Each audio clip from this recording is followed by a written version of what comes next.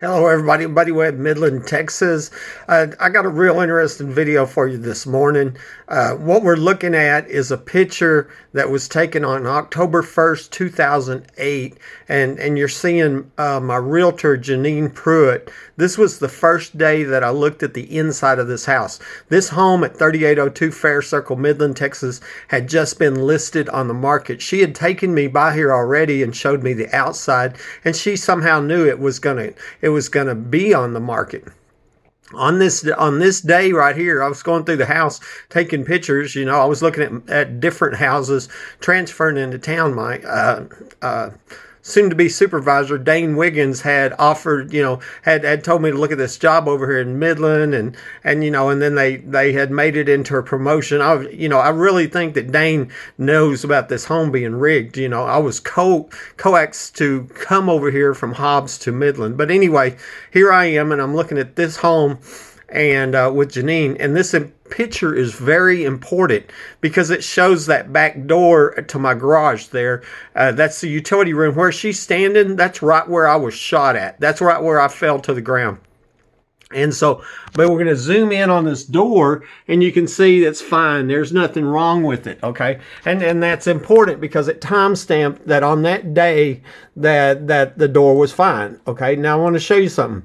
28 days later, on October 28th, I met Perkins Brasher here at this home, and he was the home inspector. This is the home inspection report, and I was buying the home at this time, okay? And we found there's a hole. He said in the laundry room door. It was the laundry room door. It was the door that went to the garage from there. It was the back door from the laundry room to the garage. That door that I had a picture of. And basically, and where that doorknob was at, the whole assembly was gone. There was a hole. Somebody had kicked in the door. Okay, so this was time stamped on the 28th. On the 1st, I had a picture showing it was fine. So that proved that during the month of October of 2008, there was a brute force home invasion here. I mean, absolute 100% proof. What happened during that month on October 12th, the previous owner of this home, Mike Lawhon, died, and I suspected he was murdered here. I suspect that the people that murdered Mike kicked in that door. Okay, we figured out who kicked in that door. But then they were going to have to get in the garage before they got into the back door, and I think what they did was chase him down and give him a fatal shot of a drug. We're going to talk more about that in a minute. So I'm going to take you in there, and we're going to look at that room, and then we're going to look at the garage. Okay, here I am, and we're looking at pretty much the same, place that the picture was taken, and you can see that it's actually a different door. I'm going to show you a picture of the original door there, but this is where it was, and Jeaneen was standing over there in the utility room, okay, and right where she's standing is where I was ambushed and shot. Okay, I'm going to show you a little bit more here. The cabinet here, evidence shows without a doubt somebody under that cabinet shot me. It was actually a different cabinet that looked just like that, because after I had survived the murder attempt, got out of the hospital, I pulled the other cabinet out and I put a new one in, because that other cabinet was messed up and it would never put together right. Doors were missing, the kickboard's missing, and now I know it was a hidden entrance into this house. But anyways, we're talking about here.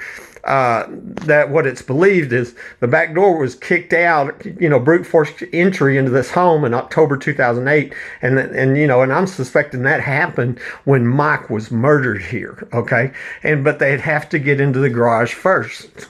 I'm going to show you something here. Okay, so here's the garage now, and so we don't know, because maybe the garage door's open. But what I want to show you here, and this is going to be just super, super interesting, this garage door was rigged. We're going to get over there, and I'm going to show you what I'm talking about. And this is when I moved here. It took me a while before I figured out, after I figured out people breaking in this house, that this door was rigged so somebody on the outside could get in the garage door real easy. Okay, now I want to show you on this bracket right here. We'll get up close. Okay, you see where they took a hacksaw and they cut it here, and they cut it right here, and then they took a hammer and they bent this down right here. Okay, I since took this whole bracket off and then I bent it back up, and I put supports on the inside of it that, you know, that wasn't there. You can see the silver there. That was some aluminum bars I put in there when I fixed this door. But what happened is when you cut here and you cut here and you bend that down, then it put a weakness in the middle of this door there where, and I'm gonna back off here.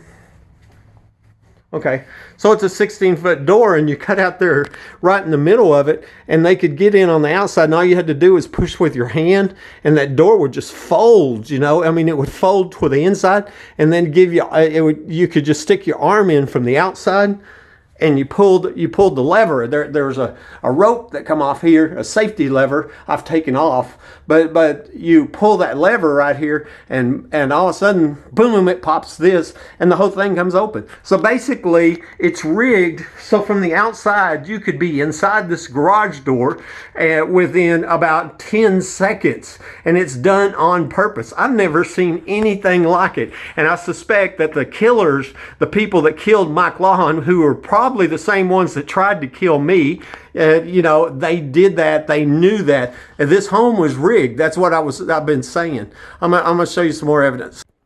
Okay, I'm back at the computer. I'm going to show you some evidence. This is the obituary for the previous homeowner, Mike Lawhon. Right here. Here's a picture of him.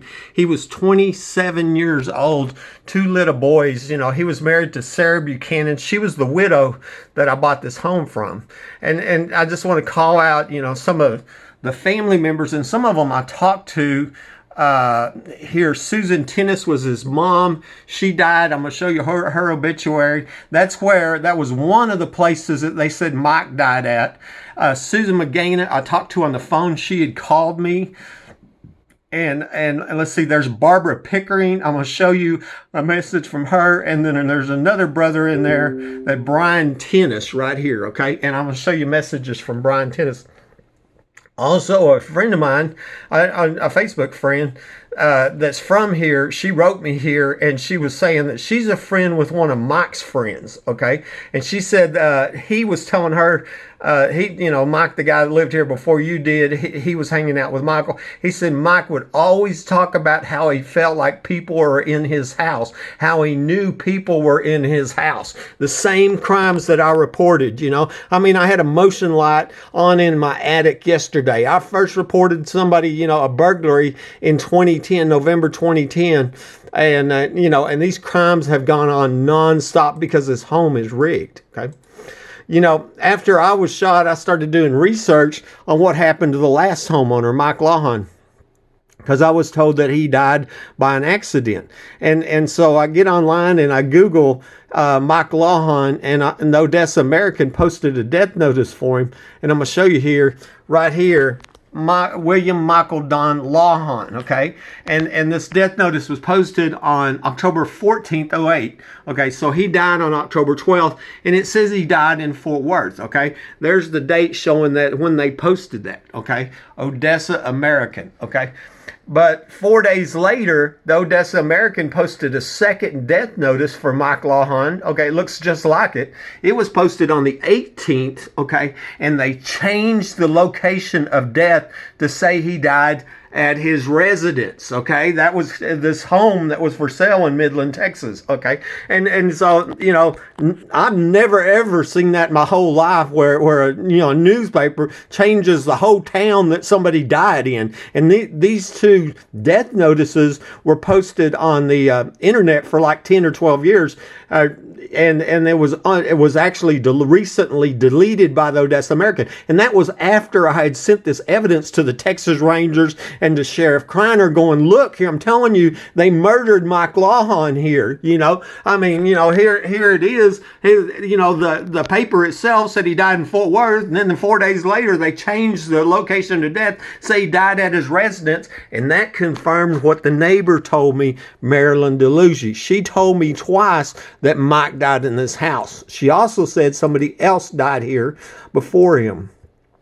Okay, I want to show you here. His death certificate shows that he died, and I thought I had it here, but I don't, of a pro-proxyphene overdose. That's on the Jefferson. It says he died in Fort Worth, which was his mom's house, Susan Tennis. Okay, so I went and looked that up. I think that's Darvon's what it says. Okay, and it said, this is from the article in the Archives of Internal Medicine. Severe propoxyphene poisoning is rare. Okay, and I thought that was interesting when I found that, because Mike Lawhon dies of a rare poisoning. And interestingly, as I said before, the ex-wife had told me, a few months before, or just a few weeks before I'm ambushed and shot, the secret is a group of doctors are killing people for profit. And so I've always thought them doctors had something to do with trying to kill me. Maybe they had something to do with killing Mike Lawhon, and maybe they would know about this rare poisoning with this Darvon or Darvon. Okay,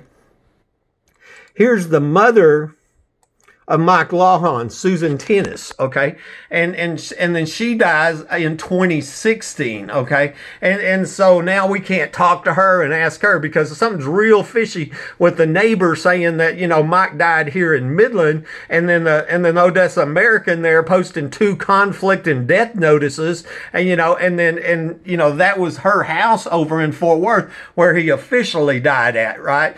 But we can't talk to her because now she's dead. She used to live and work in Midland. And what I found interesting here, she worked at the country clubs and stuff, but also the Plaza Club. She used to work for Clayton Williams, I think that was interesting. Okay. One of the sisters, remember, we looked at the family in the obituary. One of the sisters, Susan Magana, she called me and she told me that she had seen this picture that I had of finding a Kansas City Chiefs cap under the cabinet that I shot from. This is a picture of the original cabinet. Remember I told you that the door was missing, the kickboard was missing. It was never put together right. That's the original door where we found the hole. This whole doorknob assembly was gone when I found it with Perkins Brasher, because this is the original room. I was shot right in front of this door, and absolute proof shows I wasn't shot with my gun. We know somebody that was under my home was standing there, shot me when I walked by, okay? And then there was a burglar trapped in the bathroom and all that, and believed to be a party going on in the underground home in the backyard. But anyways, when I pulled that cabinet out after I survived the murder attempt, I found a Kansas City Chiefs cap, okay, under that cabinet. I knew it had to have been left there after they had poured the concrete and covered up the trap door. That just makes sense. And, so whoever covered that up while I was in the hospital, then they're a Kansas City Chiefs fan. Well, this is Dallas Cowboys country, right? There ain't that many Kansas City Chiefs fans. But Susan Magana, the sister of Mike, had seen that on the internet, and she just happens to, she makes sure that I know that they have a half-brother named Brian Tennis, and he's a big Kansas City Chiefs fan, and he lives here in Midland, okay? Also, another person found this. This was obituary for Susan Tennis, right? And she was a Kansas City Chiefs fan. Isn't that interesting, okay? That's the mother of Mike Lawhon, okay?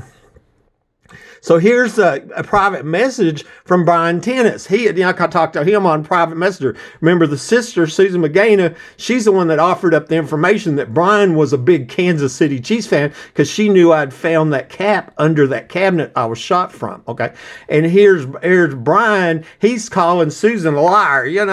That's nowhere the truth. She's a liar or whatever. My brother was in Fort Worth. He relapsed. Phil died of an overdose. Susan doesn't know what she's talking about.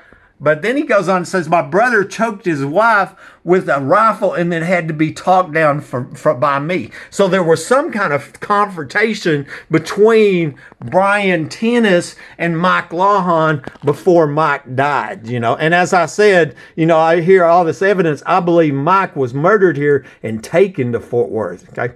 This is another person, the family member, Barbara Pickering. Okay, remember, she was on that list in the, of the family members, and she was just extremely rude. So I think Barbara Barbara Pickering knows something about the underground homes, the murders, and the crimes here, you know. And here she is. You need to get some help. I'm the sister of Mike Lawhon and the daughter of Susan Tennis. No, I meant psychiatric help. Well, that's the first sign right there. You know, first of all, I'm the victim of a capital attempted murder. Absolutely. You know, we know I wasn't shot with my gun. And then smearing my name is how these killers, how these criminals have tried to get away with, you know, with this violent crime where they've rigged this home. And they're literally, as far as I'm concerned, killing one homeowner after another. Okay, this is could be related, might be, might not be.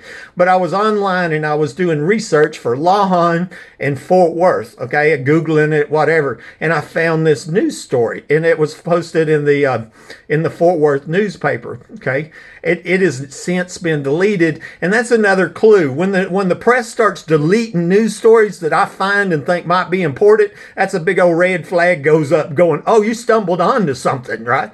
The date on this was 98. So you know, this is 10 years before I moved here. Tolar, Texas is right there near Fort Worth, okay? And I'm just going to read this short thing to you. It's interesting because it's a guy named Lawhon, and I wondered if it wasn't related to the Lawhons here, okay? From behind the closed gate of the Lawhon Exotic Ranch, officials say the tentacles of a theft ring reached out to 5 states, to Costa Rica, and even to a deceased witness in the Whitewater investigation. Okay, and that's the Clinton investigation. Now there are only metal barns, some emus, and the occasional donkey on a well-kept patch of land just outside of Tolar. But this year, authorities discovered a huge collection of stolen vehicles, pickups, front-end loaders, and earth-moving machines on the property. The Department of Public Safety said it was the most expensive collection of stolen vehicles it had uncovered. Since January, when the ranch's owner, Charles Lawhon, was accused of stealing a Johnson County earth movie, authorities had found more than 120 stolen vehicles valued at more than $3 million. They were scattered across Arkansas, Missouri, Oklahoma, Minnesota, and North Dakota, and the DPS says that some vehicles may have been shipped to Costa Rica. Inside Lawhon's barn, investigators found such gee whiz touches as movable walls and vehicles hidden behind hay bales. See, that's what I suspected that was going on here. The hidden entrance into the house. You know, that's what they're doing. Authorities say they believe that the ring had drivers who moved vehicles and heavy equipment between Texas and other 5 states. And I'm sitting there thinking, a secluded truck unloading lane behind this house, right? And that would be perfect. You know, here we're just a few hours from Fort Worth. And, you know, so I wondered if Mike Lawhon was related to this Charles Lawhon and if this home was connected to this international crime ring. Okay. And as soon as I started posting about that several years ago, this news article gets deleted. You can't find it no more. But thankfully, I had backups. Okay. Now let's talk about Marilyn DeLuigi, the neighbor that told me that Mike died in this house. That's really important, remember? And then that confirms what the Odessa American had on their second death notice that they recently deleted. Okay, this is just a Google Earth view of my home about 6 months before the murder attempt. And I live right here. Home Depot's back here. You can see where the tunnel was coming from Home Depot here. Over here is where it's believed the underground facility in the backyard. The reason I want to show you that, though, is because Marilyn lived in this home directly across the street, okay? And when she told me that Mike died in this house, she lowered her voice and she says, "I should know, right?" Okay. And like, yeah, you should know. You live directly across the street, right? That's what she's telling me. Mike died in this house. That's what Marilyn said, okay? And then also I'll point out this house over here. This is what I call the Conaway house. It was owned by the brother-in-law or the late brother-in-law of U.S. Congressman Mike Conaway, you know? And y'all know the other stories where I'm at DHS back here, the Homeland Security, showed them where I believe the human trafficking murder tunnel was at. 2 weeks later, they're digging concrete. 6 days later, Conaway, Congressman Conaway announces his retirement, you know. Anyways, Marilyn DeLuigi lived in this house right there, okay. So she should know. I'm going to show you the deed history. You go to the Midland County Appraisal District, and now Dustin Kirkland, that's my current neighbor, lives across the street. But he bought that house in 2017 from Marilyn DeLuigi. That shows you how to spell the name, and you can go look her up, whatever. And then the NEI Global Relocation Company, that was the same relocation company that I used, okay? And probably the reason that is the owner before that was Ken Slager. Okay, and Ken sold that house to the relocation company in 2006, 2 years before that I moved from Hobbs over here. Ken worked for my company. I know Ken Slager, okay? He was a commercial director for my company. His group took care of our booth at the oil show, which I think is really interesting because in the backyard of my home is one of the underground homes believed to where they were hosting the oil show parties. You know, I think that's just really amazing. Our landman, reported up to this group, to him, and, one of them ends up threatening me. I'm going to show you that in a minute, but I want to show you that deed history and show you Marilyn's the one that told me that Mike died in this house, okay? And I think they kicked in that back door first.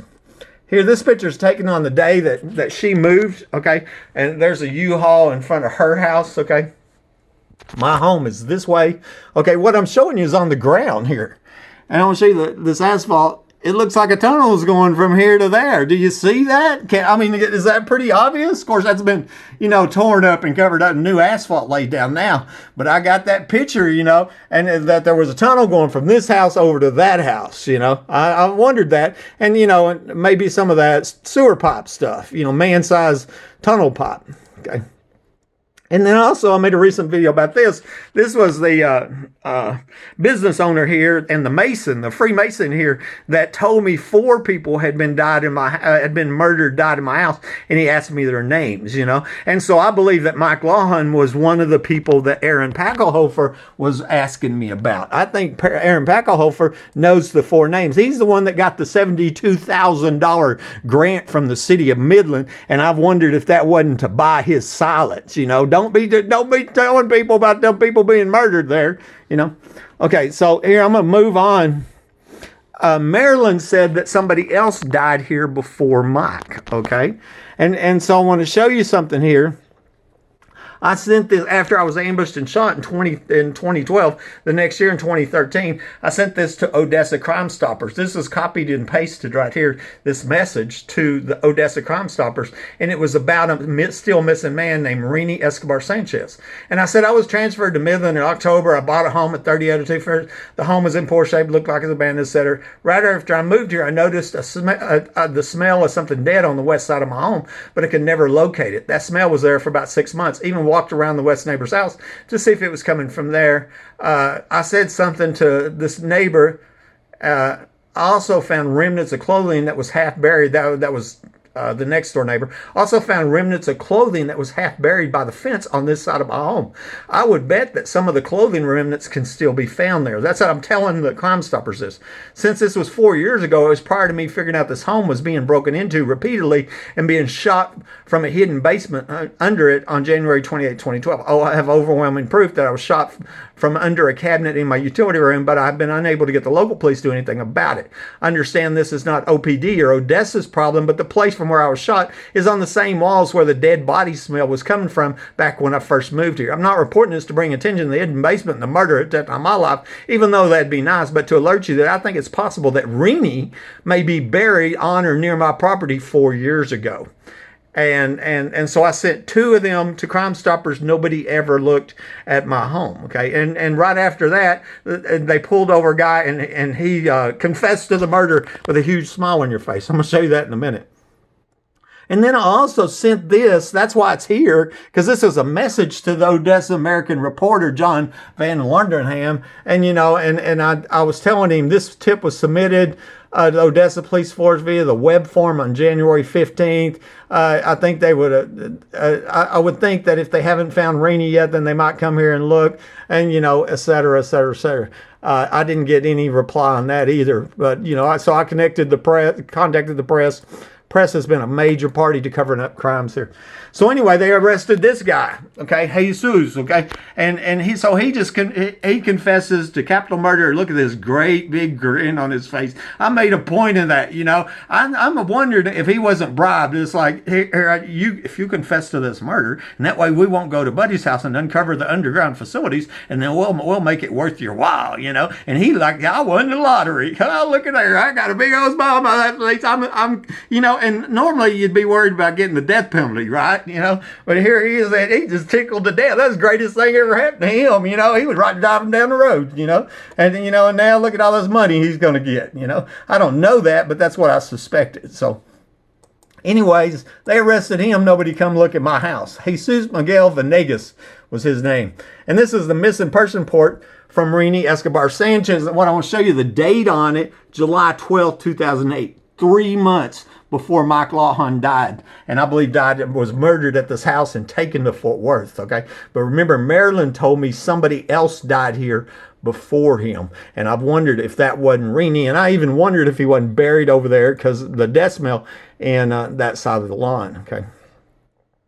I'm here one more. In 2019, I requested records from the city of Midland right there, okay? And it's received your public information request on May 16, 2019. You seek records for calls to my home, 3802 Faircircle, before November 1st, 2008, before I moved here. According to the police department, the city's communication division, there are no records in the city's possession that are responsive to your request. So they told me that the police had never been called to this house. Well, you know, Susan told me a gun was fired here, right? And you know, and then Marilyn said that Mike died here, and you know, I just find that hard to believe. But I also know for a fact that the police department has flat out lied and hidden records, like the police report for the night of the murder attempt on my life. It was illegal. Hidden from me for 7 years. It was subpoenaed. A judge signed off on it, was supposed to give me that report before the protective order hearing, and the city of Midland Police Department just withheld it. Okay, that's what caused the secret police. So I mean, they are known for hiding, you know, police reports, you know, to obstruct justice.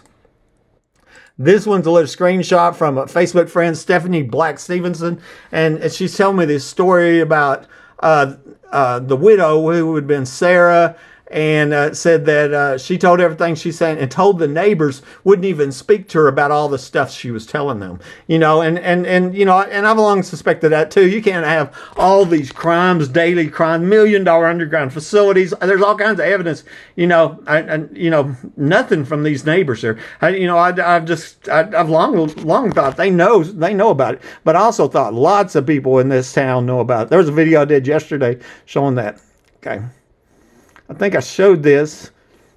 This is a cabinet, yeah, where I was shot from, and yeah, because I pulled that picture up showing the Kansas City Chiefs cap, and there's the cabinet where the kickboard was missing. And you know, a lot of people, they get confused. They think that the shot come up, okay, because I say somebody under my home shot me, which they did, but that ain't true. The shot was level with the ground. It was about 2 inches. The entrance and exit wounds were about 2 inches above ground, which tells us the shooter was under the cabinet waiting for me to walk by. As soon as I walked by, they pulled the trigger from point blank range, directly in an artery with my phone lines cut. This was premeditated capital attempted murder. And you know, absolute multiple proofs show I wasn't shot with my gun. We know the shot come from under that cabinet. And then you got all these people saying tunnels and underground homes are here. One of them is a recent candidate for sheriff. Absolutely, I was shot under that home. Okay. And I want to hit one last thing.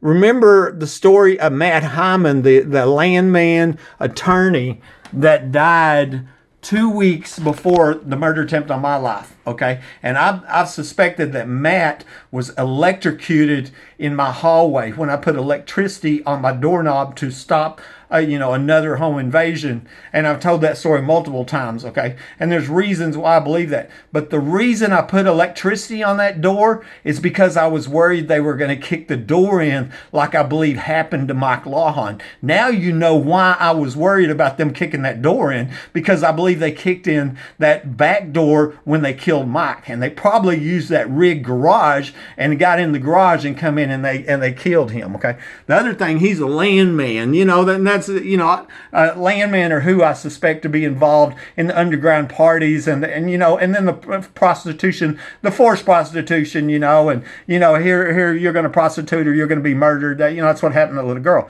He was also an attorney for Cotton, Bledsoe, Ty, and Dawson. That's the city's attorney. Okay.